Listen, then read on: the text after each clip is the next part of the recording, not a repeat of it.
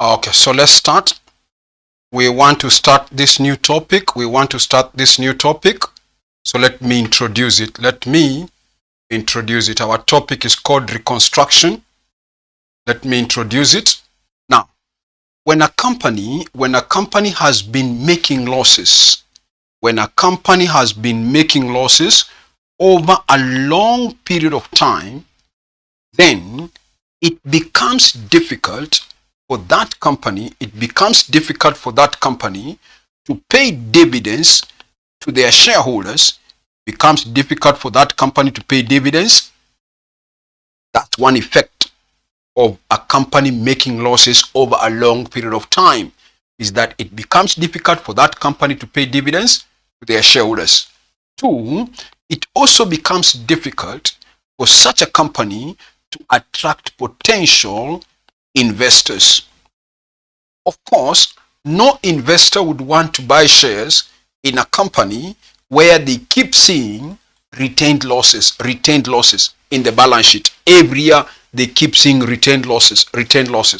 We are saying no investor would be interested in buying shares in that company. Now, so assuming you are such a company, let's call you company A.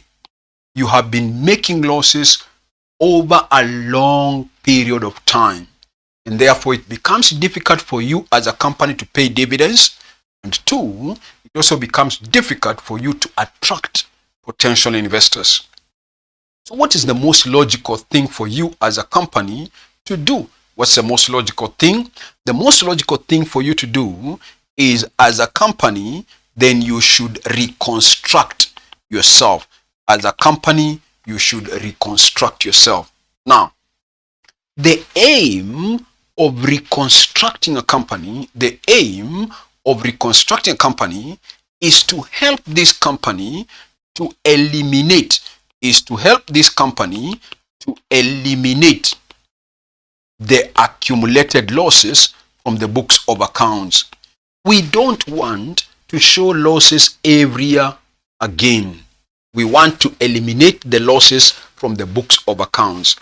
2, we also want to start our activities from now onwards. We want to start our activities in a more attractive and profitable manner. We want to start our activities in a more attractive and profitable manner from now onwards. So that's the aim of reconstructing a company, to help the company to eliminate the accumulated losses. That's the main reason. And to enable this company to start its activities in a more attractive and profitable manner from now onwards. Good. Then the question now is, how do you as company A reconstruct yourself? There are 2 ways in which you as a company A, you can reconstruct yourself. One way is through what we call internal reconstruction. Another way in which as a company you can reconstruct yourself is through what we call external reconstruction. If you choose that you as company A, you're going to reconstruct yourself using the approach of internal reconstruction, listen, then in that case, all the stakeholders of the company will be called into a meeting. The stakeholders would include people like ordinary shareholders, preference shareholders, debenture holders, creditors, and others. So all the stakeholders of the company will be called into a meeting so that they tell us what are they willing to do to help this company to eliminate the losses. What are you as stakeholder willing to do for us as a company, to eliminate the accumulated losses? For example, the ordinary shareholders, we may be owing them 2 million shillings. They may decide they are going to write off 2 million from their capital. That's the sacrifice they are going to undertake. Preference shareholders, maybe we owe them 30 million. They might tell us they are willing to write off 3 million or whatever, 4 million from their capital. Debenture holders, we owe them maybe 50 million. They might tell us they are willing to write off 4 million, whatever it is. So these stakeholders will tell us what are they willing to sacrifice in order to help this company to eliminate the accumulated losses. Now, from that alone, you can see that what we are trying to do is to reduce the finances of the company. That was, I hope you have noticed, that we are trying to reduce the finances of the company. Now, this internal reconstruction, the main thing is to reduce the capital of the company. The main thing in internal reconstruction is to reduce the capital of the company.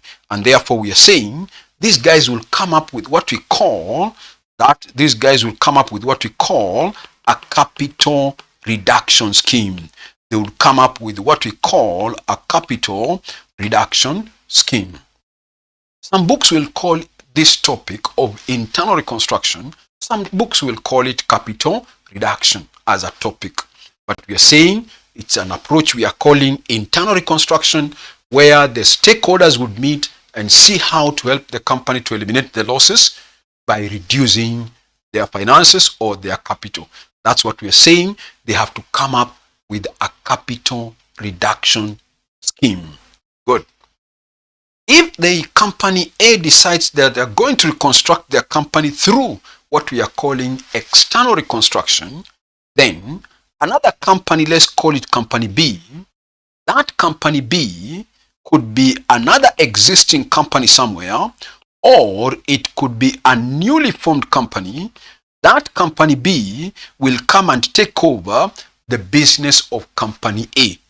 In other words, company B will buy the business of company A. So that's another way that you as company A, you can reconstruct yourself, where you as company A, you sell your business to another either existing company or a newly formed company. So we normally say external reconstruction occurs where another company takes over, the business of the company being reorganized, Good. So before we look at the details of each of those two approaches, let's put down something on what we have already said.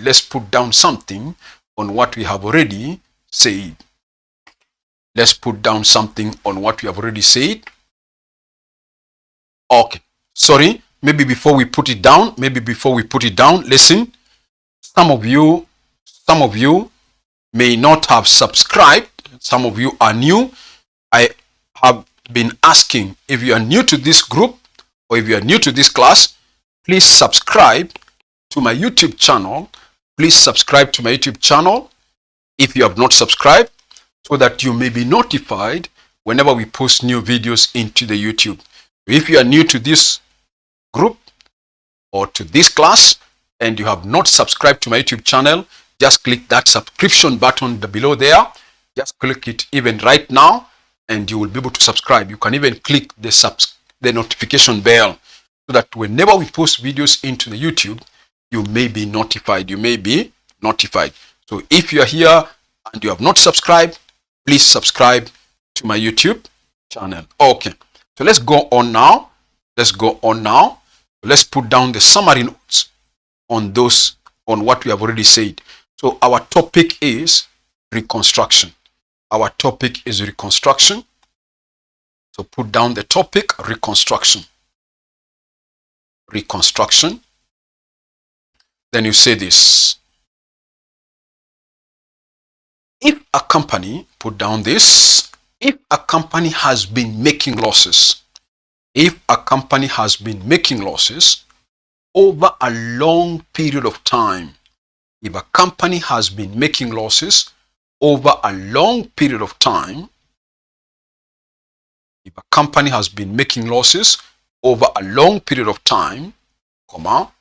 it becomes difficult for such a company to pay becomes difficult for such a company to pay dividends, becomes difficult for such a company to pay dividends, and also becomes difficult for such a company to pay dividends and also to attract potential investors. Becomes difficult for such a company to pay dividends and even to attract potential investors. And even to attract potential investors. Another paragraph. Therefore, there may be a need. Therefore, there may be a need to reconstruct such a company. Therefore, there may be a need to reconstruct such a company. There may be a need to reconstruct such a company. Another paragraph. The aim of reconstructing a company, the aim of reconstructing a company, the aim of reconstructing a company is to enable the company, put it this way, the aim of reconstructing a company is to, the aim of reconstructing a company is to help the company, to eliminate. The aim of reconstructing a company is to help the company to eliminate the accumulated losses. To eliminate the accumulated losses from the books of accounts. Aim of reconstructing a company is to help the company to eliminate the accumulated losses from the books of accounts. Continue. And to enable the company to start its activities, in a more attractive and profitable manner. And to enable the company to start its activities in a more attractive and profitable manner. In a more attractive and profitable manner. Good. Another paragraph.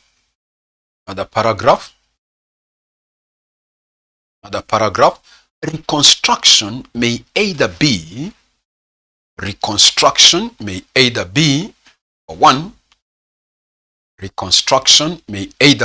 number one, internal reconstruction. Internal reconstruction, then you put a dash. Internal reconstruction, then you put a dash. Where you say this, put a dash. Where the capital of the company, is reduced. Where the capital of the company is reduced through a capital reduction scheme. Where the capital of the company is reduced through a capital reduction scheme. Where the capital of the company is reduced through a capital reduction scheme. Number B or two. Number two, external reconstruction.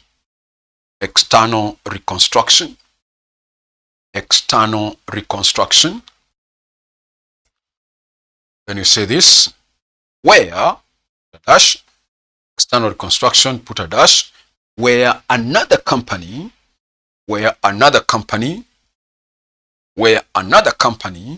takes over, the business of the company being reorganized. Where another company takes over business of the company being reorganized. Good. That's all for that. Good. So finished. We want to move on to something else now. We want to move to the fast approach now. Okay. So we have said if you have not subscribed, please subscribe. Just click that subscription button to subscribe. If you have not subscribed, just click it. Even when you are watching the video right now, just click and subscribe. if you have not subscribed to the channel. Okay, so I want to start with the first approach, which we are calling internal reconstruction. So let me go through how do we reconstruct a company through what we call internal reconstruction. So let me go through the transactions first before we put them down. Now, listen, I told you in this approach of internal reconstruction, the stakeholders of the company are called into a meeting. One group of stakeholders are the ordinary shareholders. So we might ask them, what are they willing to write off from their capital? So one of the entries we shall be coming across using this approach for internal reconstruction is with amount written off on share capital. With amount written off on share capital, whether the share capital is preference, whether the share capital is ordinary, what do? You go to that account, go to that share capital account. For now, let us assume our share capital is ordinary share capital. We are assuming we have a capital of 20 million. Let me also assume, listen, let me also assume this 20 million comprises of 2 million shares of 10 each. That's our number of shares. We have 2 million shares of 10 each, coming to 20 million. When we called the ordinary shareholders, we asked them, what can you do for us? And they said, listen, they are willing to write off 1 shilling per share. They said they are willing to write off 1 shilling per share. So on the 2 million shares times 1, it means they are willing to write off 2 million shillings. So the label entry is this: with amount written off on share capital, you will debit share capital and we shall be crediting an account we shall be calling capital reduction. With amount written off on share capital, we shall be debiting share capital and we shall be crediting an account we shall be calling here. We shall be calling this account capital reduction. So with amount written off on share capital, whether the share capital is ordinary, I've said, whether the share capital is preference, go debit that account of share capital and you credit this account. For now, we are assuming it's ordinary. I've debited ordinary share capital. I've credited capital reduction. That's our number 1. Before we go to number 2, listen to this. Before we go to number 2, as a group of stakeholders, we could have decided, as a group of stakeholders, we decided, let us cancel the old shares. Let us cancel the old shares and we replace them by issuing another 2 million shares of shillings 9 each. That could be another approach where the group of stakeholders agreed to cancel the old shares and replace them with the new ones. Watch now. If that is the case, then you will still go to the account called ordinary share capital, which we have said has a balance of 20 million. This time we are cancelling the old shares. So to cancel that 20 million, you will debit share capital by 20 million. You will credit this account we are calling capital reduction. You will debit share capital and you credit capital reduction. Whatever it is, this is ordinary share capital. That's number 1. Then, with the nominal value of the new shares issued, to replace the old ones with the nominal value of the shares issued to replace the old ones, remember, they agreed that to replace those old ones, they will issue 2 million shares of 9 each. That gives me 18 million. That gives me 18 million. So with the nominal value of those shares, you will debit capital reduction by 18 million and you will credit ordinary share capital. And you will credit ordinary share capital here by 18 million. You debit capital reduction and you credit share capital. Now listen. The first approach, the examiner told you that the shareholders were willing to write off 1 shilling per share. So we took 1 times the number of shares, which were 2 million. So we got an amount write-off of 2 million in total. That was one approach. I've told you, alternatively, some questions may tell you, cancel the old. How did we cancel? We had to debit share capital here, and we had to credit capital reduction. Then with the nominal value of the new shares issued, we had to debit capital reduction and credit share capital. So this share capital now will have a carry down of 18, but originally the share capital was 20.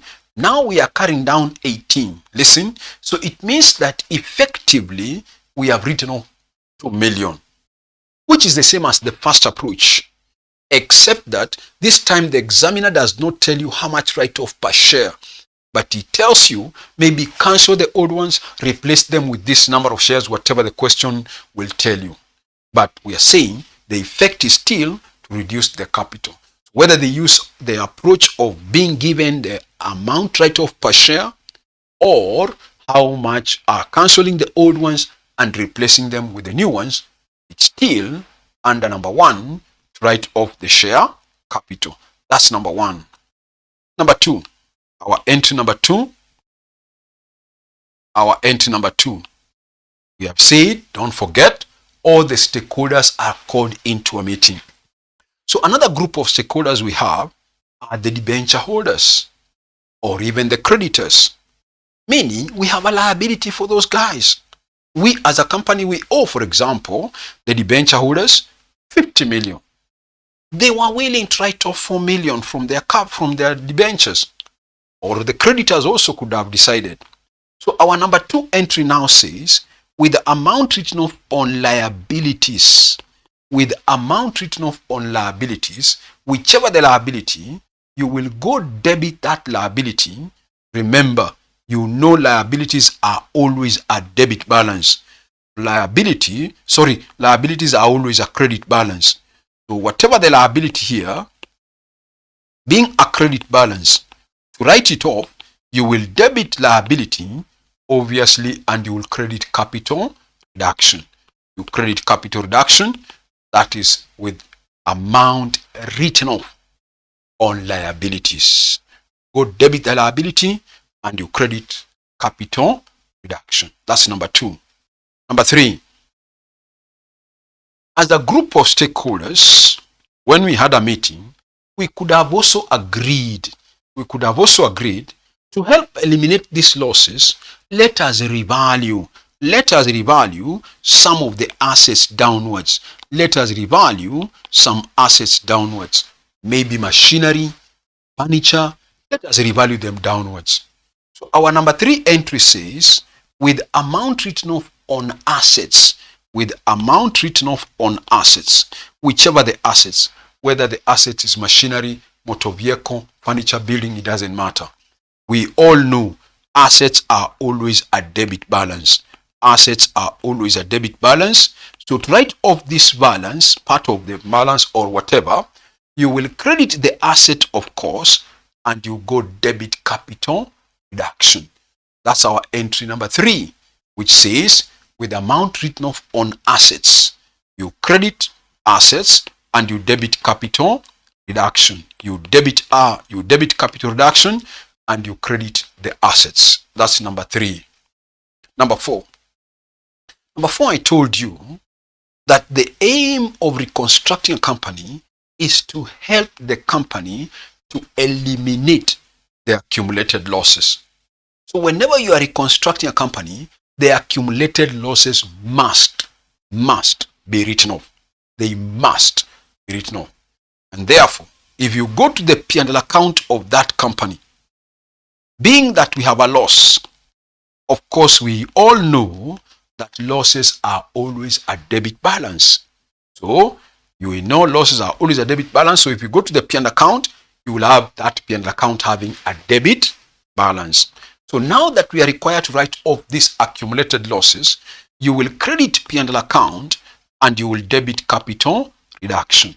That's our entry number 4 that says, with accumulated losses written off, you debit capital reduction and you credit P&L. That's our entry number 4. Number 5. This is number 4. Number 4, we have said with accumulated losses written off. Number 5. Before I talk about number 5, I told you this, that whenever we want to reconstruct a company, the stakeholders will be called. Now, this company A, they know you as an accountant. And so they have called you to help them to reconstruct their company. Listen, suppose they want you to help them reconstruct the company from maybe December 2020. I'm assuming the current year is that year. They want you to help the company to reconstruct themselves from 31st December 2020. Now listen. So as a person appointed, you will try and collect as much information about this company as much as you could. You will tell them to give you their income statement for the year ended 31st December 2020. You will ask them to give you their balance sheet for the year as at 31st December 2020, and you will collect as much information as possible from the company as at that date. Now listen. Suppose in the process of collecting that information, you realize that as at 31st December 2020, this company had a contingent liability. As at 31st December 2020, this company had a contingent liability. Listen, a contingent liability, or the term contingent liability, is not a new term to you. This is a term you have heard before. So even if I ask you to explain to me what's a contingent liability, I want to believe you should be able to give me what's the definition. If I ask you what's an example of a contingent liability, you should be able to give me an example. So maybe for the sake of just trying to recall, give me an example. Give me an example of a contingent liability.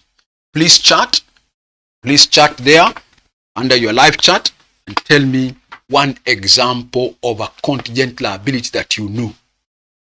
Give me an example of a contingent liability. Give me an example of a contingent liability. Please chat and give me, I'll see the answer on my screen.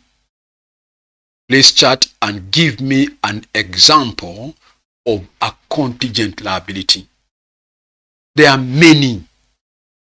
There are many. And this is not a new term to you. So instead of me asking you to give the definition, let me just ask you to give me an example of a contingent liability. Give me an example of a contingent liability. Give me an example of a contingent liability. There are many. I'm waiting. I'm waiting. Chat and give me potential lawsuit. That's one example. Good. I don't know whether somebody has another one. Helen has given us one. Okay. Maybe let me use it for the purpose of explaining. What or how to deal with it. Now listen. As the 31st of December, one of your suppliers, you as a company, one of your suppliers has sued you or taken you to court. The case has not yet been decided.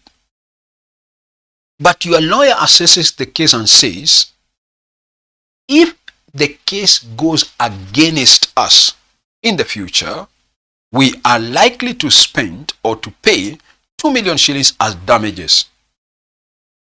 But if the case goes in our favor, we are not going to pay the 2 million.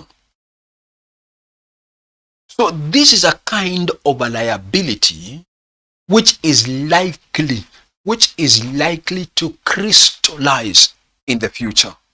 It is likely to crystallize in the future depending on depending on the occurrence or non-occurrence of a future event.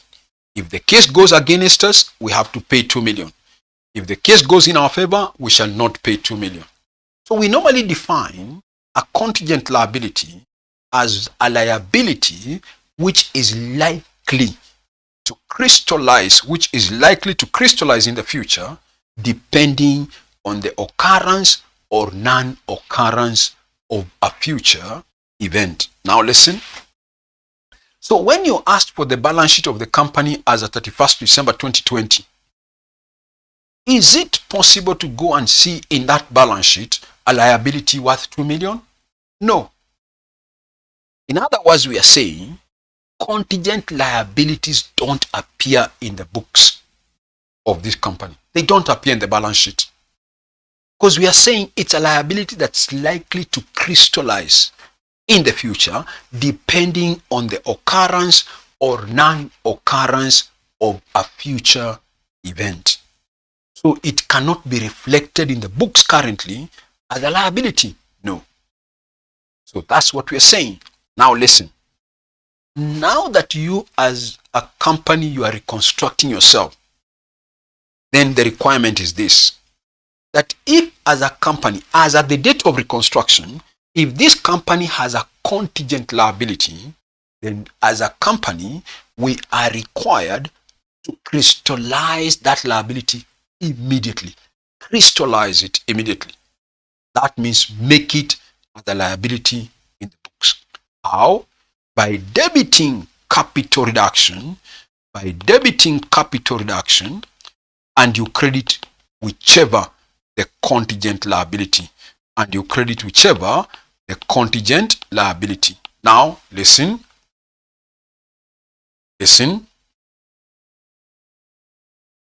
We have said we brought in a group of stakeholders. One group of stakeholders we agreed could be the preference shareholders.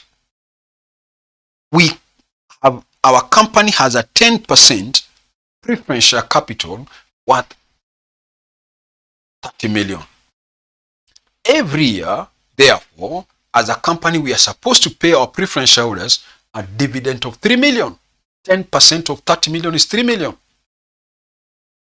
But because we have been making losses, we couldn't be able to pay them. So if the question tells you that for the last 2 years, we have not paid the preference shareholders their dividend, meaning the preference dividends are still in arrears. By 31st December 2020, our preference dividends are still in arrears. In other words, we as a company, we owe the preference shareholders that 6 million for their preference dividends. Now listen, if you go to the balance sheet of this company as of 31st December 2020, will you see a liability called preference dividends in arrears? No.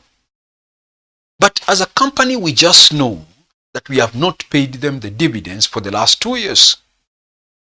But it doesn't appear in the books as a liability.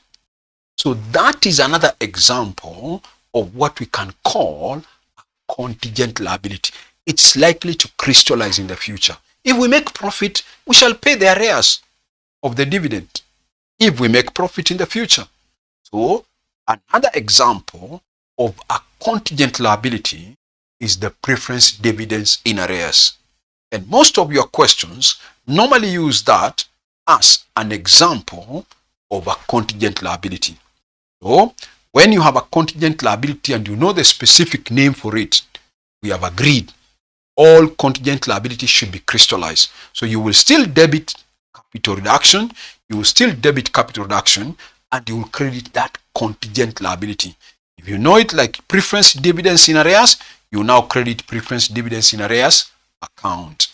Then, listen, the question might tell you that the stakeholders agreed. Immediately that liability is crystallized, we shall have to pay it as a company. So, if the question tells you that the contingent liability was paid for immediately, If the question tells you the contingent liability was paid for immediately, then you will still debit the contingent liability and you credit bank. You debit that contingent liability, whichever it is, and you credit bank.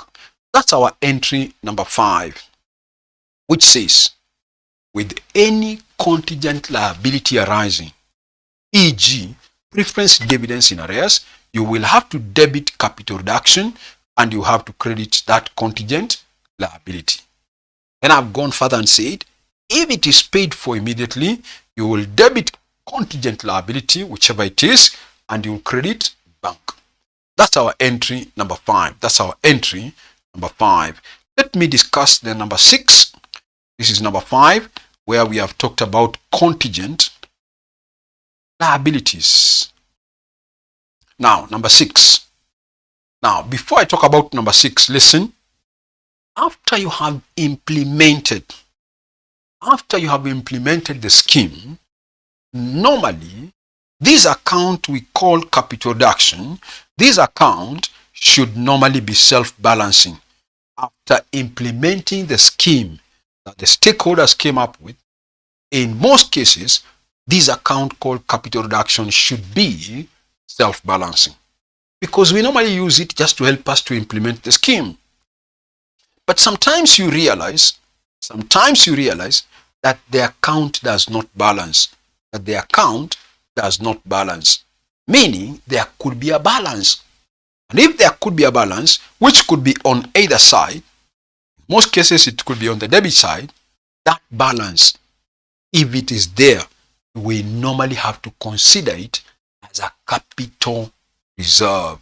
If there is any balance in the capital reduction account, then it should be transferred to the capital reserve account. Let us assume it's on the debit, so you come and debit capital reduction and you credit this account we are calling capital reserve.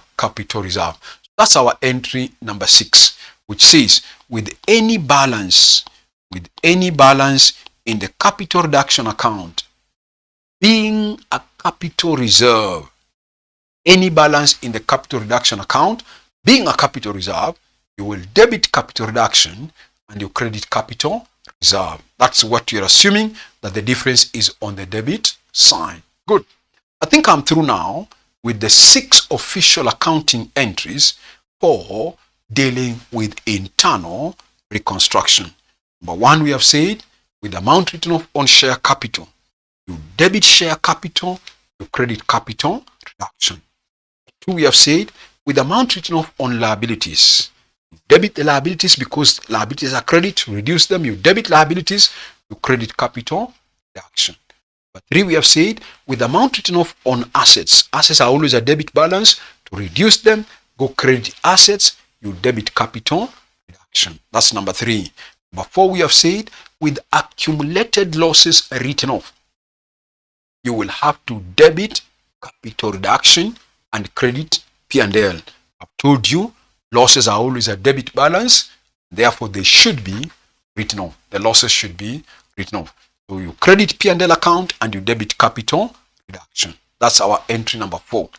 Number 5, I've said, with any contingent liability arising, e.g. preference dividends in arrears, you will debit capital reduction, credit that contingent liability. If it's paid for immediately, you debit that contingent liability and you credit bank. Good. Now, then finally number 6, we have agreed, if there is any balance in the capital reduction, that balance should be considered as a capital reserve. Good. Now, in most questions, in fact many questions, the examiner, listen, in most questions, the examiner will talk about how much write-off on share capital, which liability to reduce, which assets to reduce. Then they will talk about somewhere about a contingent liability. Maybe you want to do a preference dividends are in arrears for 2 years and so on, whatever it is. Listen, rarely within that question will the examiner remind you, write off the accumulated losses. Rarely will the examiner remind you to write off the accumulated losses. He will talk about share capital, talk about liabilities, he will talk about cap assets and so on. But rarely will he talk about accumulated losses. Listen, whether the examiner reminds you or he does not remind you, you should remember that accumulated losses must be written off. Why should they be written off? Because we have said, what's the purpose? What is the purpose of reconstructing the company? I told you the aim of reconstructing a company is to help this company to eliminate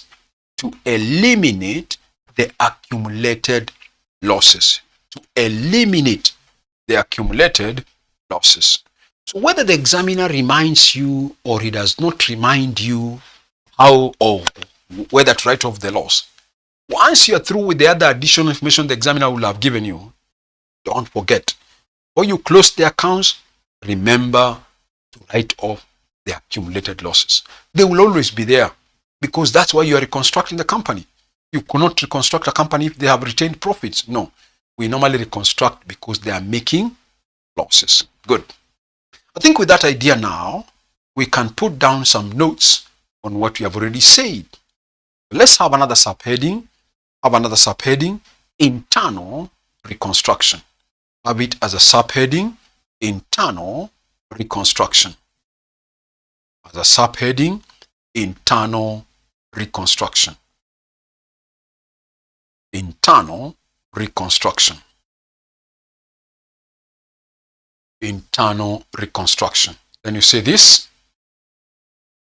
The following are the accounting entries. The following are the accounting entries for internal reconstruction. Following are the accounting entries for internal reconstruction. Following are the accounting entries for internal reconstruction. Number one, with amount written off on share capital. With amount written off on share capital, debit share capital, debit share capital, debit share capital, credit capital reduction. Debit share capital, credit capital reduction. With amount written off on share capital, you debit share capital, credit capital reduction. That's number one. Before we go to number two, andika hapo chini NB. Before we go to number two, put down NB. Then you say this.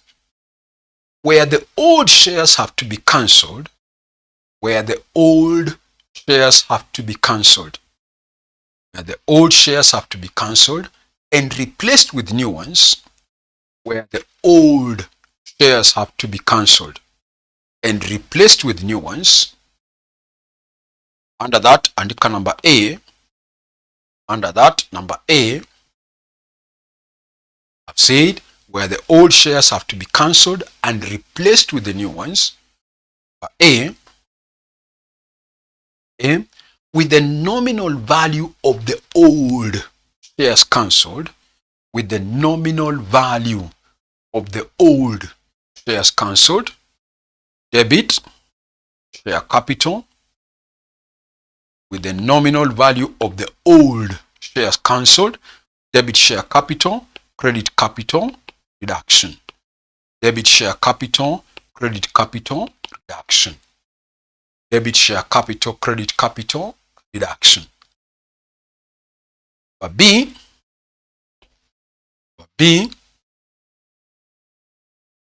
number B, with the nominal value of the new shares issued. With the nominal value of the new shares issued to replace the old ones. With the nominal value of the new shares issued to replace the old ones. with the nominal value of the new shares issued to replace the old ones. Debit capital reduction, debit capital reduction, credit share capital. Debit capital reduction, credit share capital. Debit capital reduction, credit share capital. That's all for number 1. Want to go to number 2? Want to go to number 2 now? Number 2, if you are through with number 1, say this. Number 2, with amount written off on liabilities. With amount written off on liabilities. With amount written off on liabilities. Debit liabilities. Debit liabilities, credit capital reduction. Debit liabilities, credit capital reduction with amount written off on liabilities. Debit liabilities, credit capital reduction. That's number 2. Amount written off on liabilities, debit liabilities, credit capital reduction. Number 3. Number 3. With amount written off on assets. Number 3. With amount written off on assets. With amount written off on assets. Debit capital reduction. Debit capital reduction. Credit assets. With amount written off on assets. Debit capital reduction. Credit assets. Okay, that's number 3. Amount written off on assets, you debit capital reduction, credit assets. Number 4. Number 4. Number 4. With accumulated losses written off. With accumulated losses written off. With accumulated losses written off. Debit capital reduction. With accumulated losses written off. Debit capital reduction. Credit profit and loss. Debit capital reduction. Credit P&L. Next. That's number 4. 5. 5. 5. With any contingent liability arising. With any contingent liability arising. With any contingent liability arising, e.g., preference dividends in arrears. With any contingent liability arising, e.g., preference dividends in arrears, debit capital reduction, debit capital reduction, credit contingent liability, debit capital reduction, credit contingent liability. Debit capital reduction, credit contingent liability. We have said with contingent liability arising, e.g., preference dividends in arrears. We have said you debit capital reduction, credit contingent liabilities. Ikapo chini NB.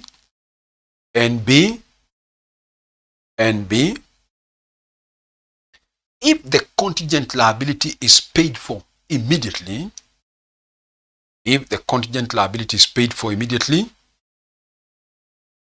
if the contingent liability is paid for immediately, debit contingent liability, debit contingent liability, credit bank.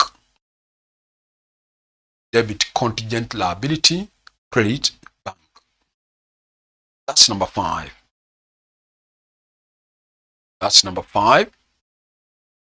Go to number 6. We go to number 6 now. Number 6, you say this. With any balance remaining. Number 6. With any balance remaining in the capital reduction account. Any balance remaining in the capital reduction account being, or put it this way, with any balance remaining in the capital reduction account, comma, transferred to the capital reserve account. Transferred to the capital reserve account. With any balance in the capital reduction account, transferred to the capital reserve account. Transferred to the capital reserve account.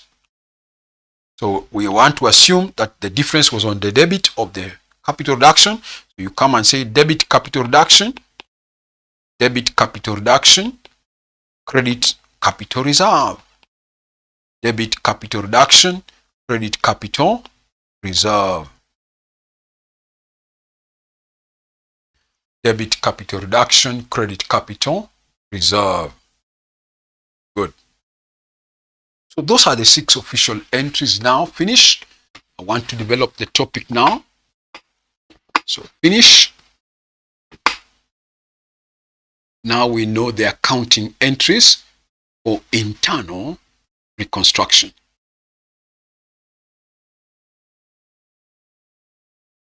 Finish. I want to develop the topic by asking you a few questions. I want to develop the topic by asking you a few questions.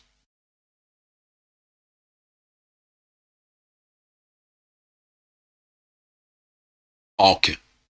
You're through with the writing. Now let's go back. I want to still go back to the 6 official entries. Then I ask you a few questions. Listen to this. I told you. Listen. I told you. With amount written off on share capital. In other words, listen, we called in the ordinary shareholders or the preference shareholders and we asked them, what can you do for us?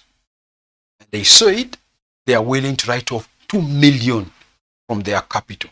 So what did we do? We had to debit share capital here. By that 2 million, you remember, we had to credit capital reduction. Listen to my question now. So when we called them into a meeting, who? The shareholders, and they were willing to write off that 2 million from their capital. And so as a company, I had to debit share capital and credit capital reduction. Question is, to us as a company, is that a gain or loss? To us as a company, we called in the stakeholders called ordinary. We asked them, what can you do for us? They said they were willing to write off 2 million. So as a company, I had to debit share capital, I had to credit capital reduction. So the question is, to us as a company, is that a gain or is that a loss? I want you to chat. I want to see whether we are following. I want you to chat and tell me whether it's a gain or loss. Do you think it's a gain or loss? We called in the ordinary shareholders and they said they were willing to write off 2 million from their capital. So as a company, we had to debit share capital and we had to credit capital reduction. So the question is, to us as a company, is that a gain or loss? I want you to chat. Tell me whether you think it's a gain or it's a loss. Somebody says gain. That is Helen. Somebody else, let me hear some opinion. Helen says gain. I want to hear another opinion. Moses says gain. Somebody else, let me hear the last one. Let me see the last one. I'm not saying they are right. I'm not saying they are wrong. Just judge on yourself. We called the shareholders and they were willing to write off 2 million from their capital. So to us as a company, is it a gain or loss? Two people have said gain. Esther also says gain. Who else? That is Christine says gain. Okay, good. That's correct. That's correct. Now listen. Meaning, to us as a company, we are now reducing what we owe to the ordinary shareholders. To us, it's a gain. Of course, to them, it's a loss. But to us, this is a gain. When we reduce their capital as a company, we are gaining because we are reducing what we owe to them. Another question. That's number 2. Said, with the amount written off on liabilities, we called the debenture holders and we asked them, what can you do for us? Said, they are willing to write off 5 million from their debentures. What did we do? We went to that liability account. Where is it? Can't see it. Maybe I had rubbed it. It's here. It's on the right side. This liability of 50, whatever the amount, reduce it by 5 million. So I had to debit liability, I had to credit capital reduction. Question again. Is that a gain to the company or a loss to the company? We called the debenture holders and we asked them, what can you do for us? They said they are willing to write off 5 million from their debentures. So we as a company, we had to debit the debenture account and we had to credit capital reduction. So to us as a company, is it a gain or loss? Again, I want you to chat. Is it a gain or loss? I want you to chat. Tell me whether you think it's a gain or it's a loss. I'm waiting. What do you think? Helen again says gain. Moses says gain. Okay. One more. I'm not saying they're right. I'm not saying they're wrong. Don't judge by them. One more.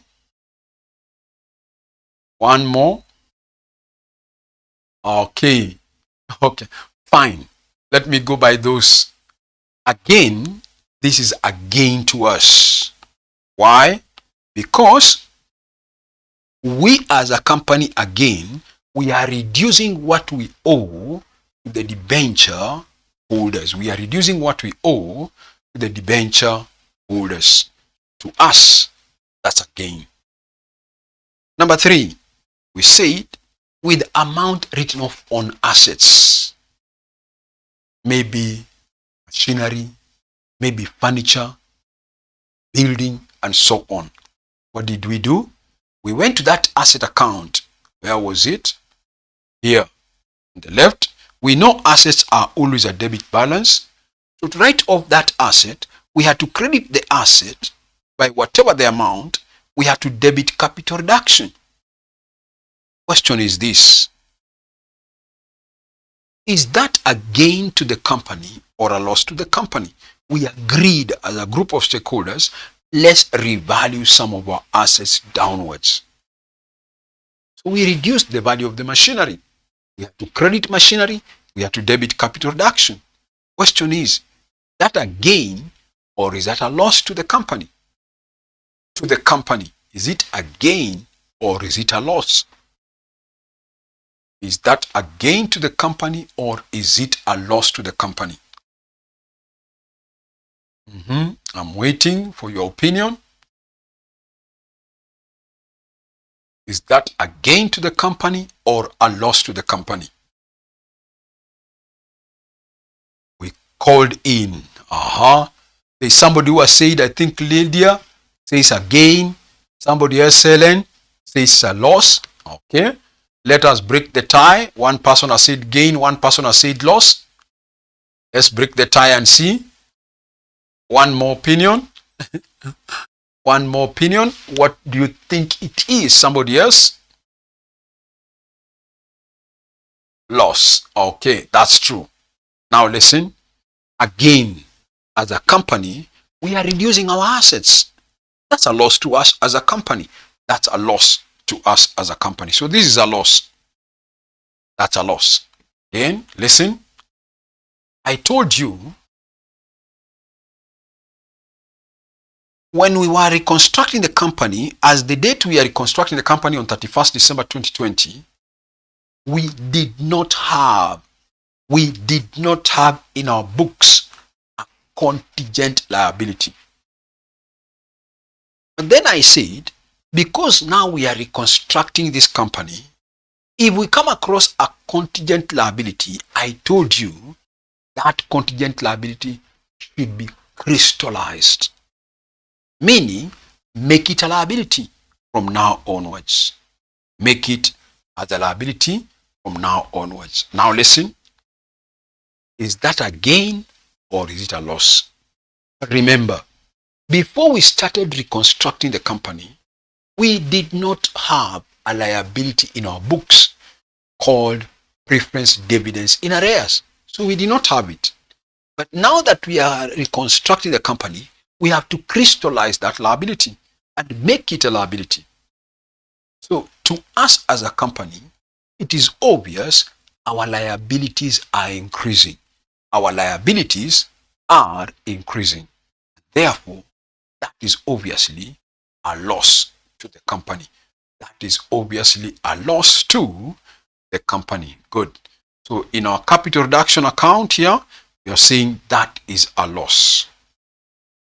This is a loss. Now listen. I hope you have already noticed some pattern.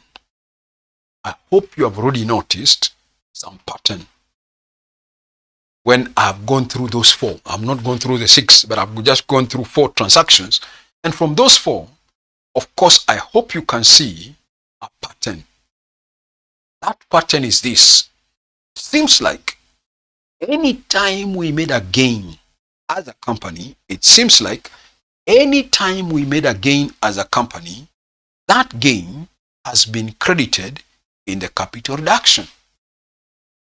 And any time we made a loss, that loss was debited in the capital reduction. Now listen, I have to take you through all this because in your exams, the examiner may give you a note number 7 in the question or number 10 in the question, and in that note, that transaction that is giving you in note 7 is not, listen, it is not among the 6 official entries. He gives you a transaction that is not among the 6 official entries. But the process, by analyzing that transaction, you realize this, that if I implement this transaction as a company, we shall gain. If I implement that transaction, then as a company, we shall gain. That gain will have to be credited in the capital reduction. For example, a question might tell you, share premium to be written off. Share premium to be written off. Or they tell you, general reserves to be written off. We know these are things that belong, share premium and general reserve are things that belong to the shareholders. So if the question tells me to write them off, then as a company we are reducing what we owe the ordinary shareholders, because these are equity components, and equity components are things that belong to the shareholders. So you will go to that share premium account. We know share premium or general reserve is always a credit balance.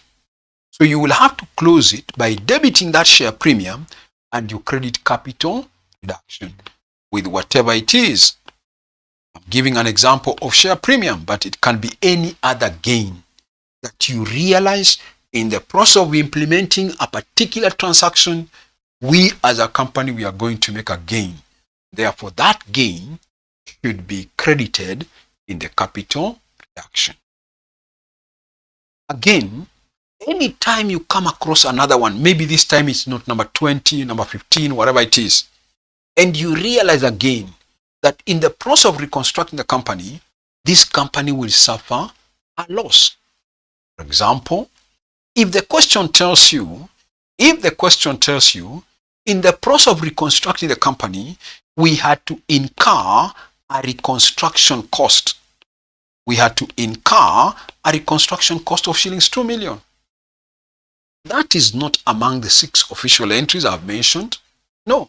But we as a company, to reconstruct this company, it will cost us 2 million as a reconstruction cost. Is that a gain to the company or a loss to the company? It's obvious it's a loss to the company. It is a loss to the company. So what do? You will debit capital reduction. Obviously, you are spending 2 million. So you will debit capital reduction and you'll credit bank. With that amount of the reconstruction cost, you will debit capital reduction because it's a loss and you will credit bank. So in summary, I'm trying to say, whenever you come through a transaction which is not among the 6 official entries, if you realize that by implementing that transaction, as a company we shall gain, and that gain should be credited in the capital reduction. If you realize that as a company we shall suffer loss, and that loss should be debited in the capital reduction. Good. So let's go back where we were putting down the summary notes now. Let's go back and write there that important note. So just call it NB. Just call it NB. Note NB. Then you say this NB note. NB note. Any loss, or maybe we could start with gain. Any gain made in the process of reconstructing a company, any gain made in the process of reconstructing a company should be credited. Any gain made in the process of reconstructing a company should be credited in the capital reduction account. Any gain made in the process of reconstructing a company should be credited in the capital reduction account. E.g., share premium being written off. E.g., share premium being written off. E.g., share premium being written off. Another paragraph. Any loss made in the process of reconstructing a company, any loss made in the process of reconstructing a company, any loss made in the process of reconstructing a company, should be debited. Any loss made in the process of reconstructing a company should be debited in the capital reduction account. Should be debited in the capital reduction account. Should be debited in the capital reduction account. E.g., reconstruction cost being incurred. E.g., reconstruction cost being incurred. E.g., reconstruction cost being incurred. Good. Finish. We now go on.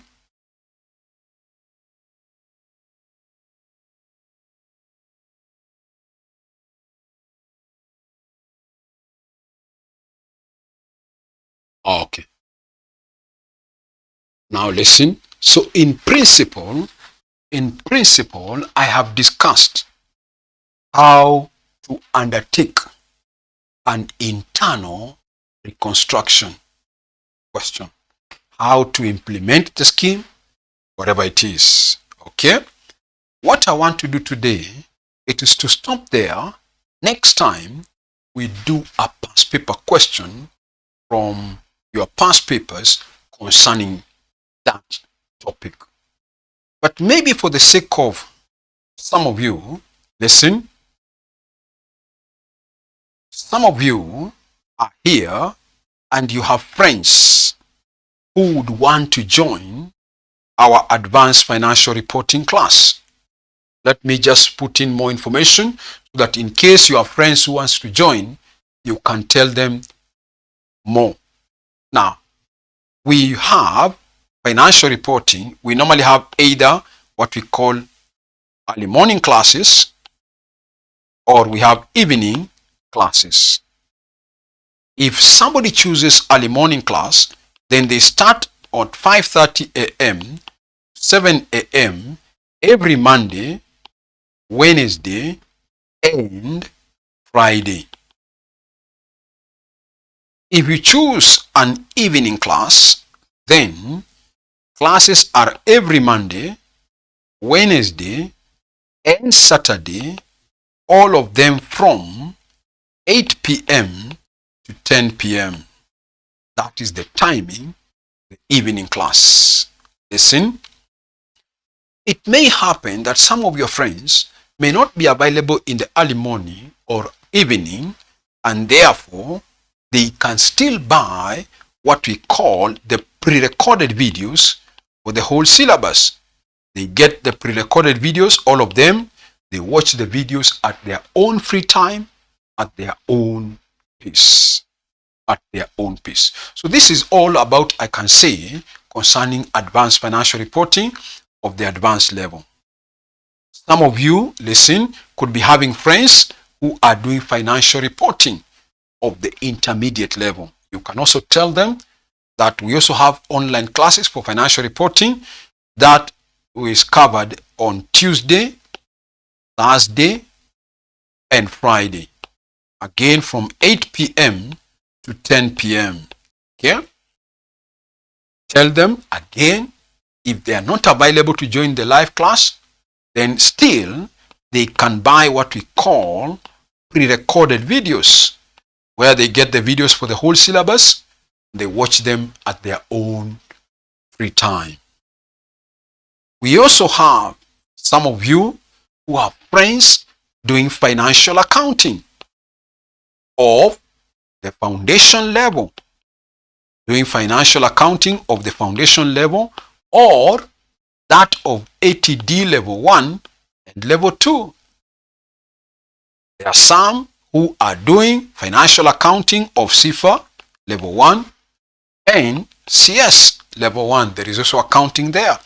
Tell them that we also have classes, online classes for financial accounting. All this, whether live class or pre-recorded videos, tell them we are charging 4,200 for the whole syllabus. We also accept payments on installments. We also accept payments on installments. If any of them is interested, you can give them my number. That is 0722 65 8875. 0722 65 8875. That's my number. If one of your friends is interested in any of the subjects, either advanced financial reporting or financial reporting of the intermediate level or financial accounting of the foundation level, ATD1, ATD2, CFA, or CS. Okay. Finally, even for you now, as your student who is watching us, if you have not subscribed, please subscribe to my YouTube channel, I've said, so that you get notification whenever we post new videos to the YouTube channel. So even you who is watching now, if you have not subscribed, please hit that subscription button below there. You can do it even right now, and then also can hit the notification bell so that you are notified anytime we post new videos into the YouTube. So allow me to stop there for today. Pick it up from there next time, where now I'll go and do a past paper question on this approach, which we are calling internal reconstruction. We shall have to apply those 6 official entries. Then I've said, in case there's one which is not among the 6, what do? You analyze it and say, we shall gain. You analyze it, you say, we shall lose. What do? That's what we have said. The other important point I've told you is this, that some questions don't remind you to write off the accumulated losses. And if they don't, you still have to write off those accumulated losses. I've told you the reason is because the aim of reconstructing a company is to help this company to eliminate the accumulated losses. Otherwise, see you next time. Bye for now. See you next time. Bye for now. So next time we do a past paper question. Then we shall develop the topic. Remember, there are 2 approaches. We have internal reconstruction and external reconstruction. See you next time. Bye for now. Bye for now. And even for you, by the way, listen, even for you, if you have liked the class, you can like this video. You click that like button. If you have liked the class, you can like the like button.